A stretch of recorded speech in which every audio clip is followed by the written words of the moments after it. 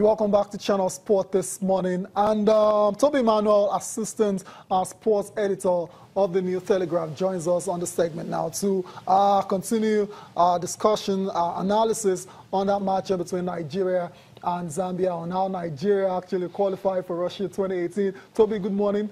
Thanks for coming. You were very confident that Nigeria was going to get the job done the last time you were around. So props to you. Yeah, praise God. Thank God for everything. It's another great privilege to be here. I want to also appreciate everybody that contributed to, because it's a collective responsibility from the presidency, providing the funds, making sure that the players, the NFF takes the much of the credits because they organized, they did everything. If they had lost, they would be the number one. People will say Amaji should go, Pinnick should go, everybody will say the board should go. The players, they were very determined on the field. They gave their best, even though the match against Zambia was not one of our best matches. But what happened is that there's no need for you to play beautiful nonsense like Arsenal and not get the results. We didn't play too well, but we got the result. That's what mattered most. We're under pressure because we expected it. We knew the Zambians were very physical, they were very talented and also quick and fast. So they told, we knew what we were expecting. So it was then. They're not forgetting the supporters club. They were there, the fans. The media also after the game against South Africa, a lot of us told them that it is not bad yet. It can still be corrected, just for us to bounce back and see. And that's why we criticize most of those things. So for the World Cup qualifiers, they did very well. You're looking at it. You don't want to do this, but we just have to do this.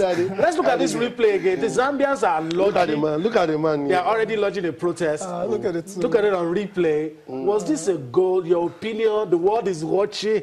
Okay, no. Your opinion about this? Let's just. We have qualified. It's not going to change. So all of us have diverse opinion. Whatever I say. That's it right there. That's the pause for you. That's the phrase for you. For me, see, the referee said it's an offside. And it's offside. And he blew an offside. I also, from where I'm watching it now, from what I've seen, and even from what you're saying, I believe it's an offside. But my opinion does not change whatever you think or whatever Tyers think. There was a slight difference there. Is a 50-50. Some referee, some assistant referee might not even pick up the call. Why Sean Soki allow and see what happened. So it was a 50-50 chance, but very close to call. But really? for me, it's an offside. Wow. Okay, let's let the issue rest. Offside. Let's allow the issue rest. Referee's decision is final.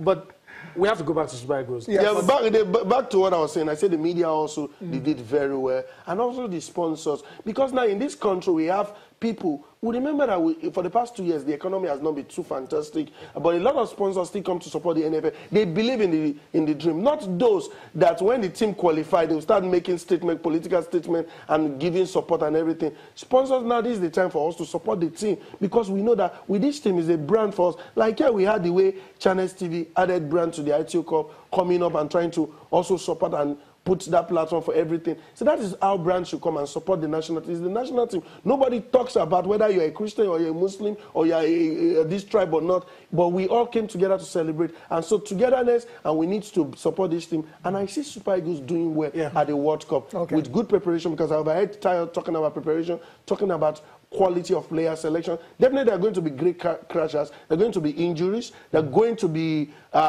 imposition of players. There are going to also be administrative lapses. There are going to also be selection for friendly matches and choice and everything. Technical input, everything. So, but if we put our hearts together and start preparing now with the next match coming, we are going to do well at the World Cup. All Nigerians are coaches. I mean, I've had my own chat with Tyler this morning. I listen to you guys. But which players readily comes to mind that can make this team better?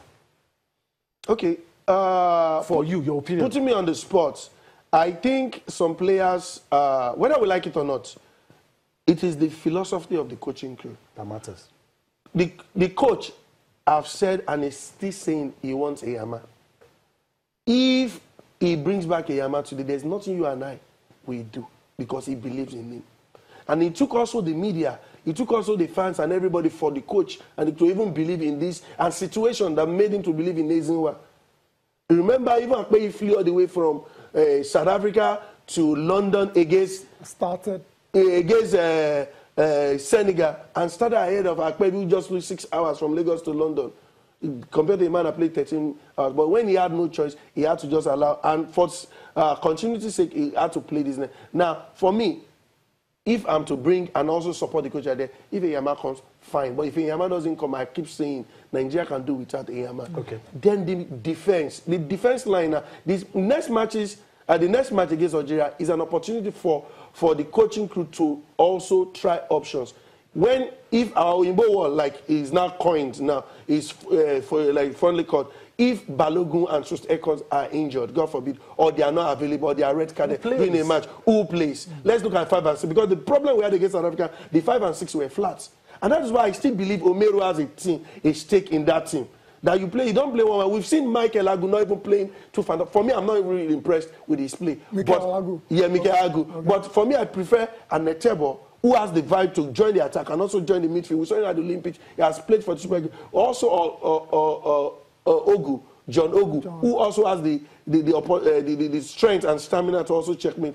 Then the left fullback, we need to bring Stanley Amuze, whether we like it or not. Stanley played at the Olympics. We saw what he could do. We need a change to have a backup. He might not be the best player. A lot of people might not fancy the style of play because he has his lapses going forward, and also recovery rate is not.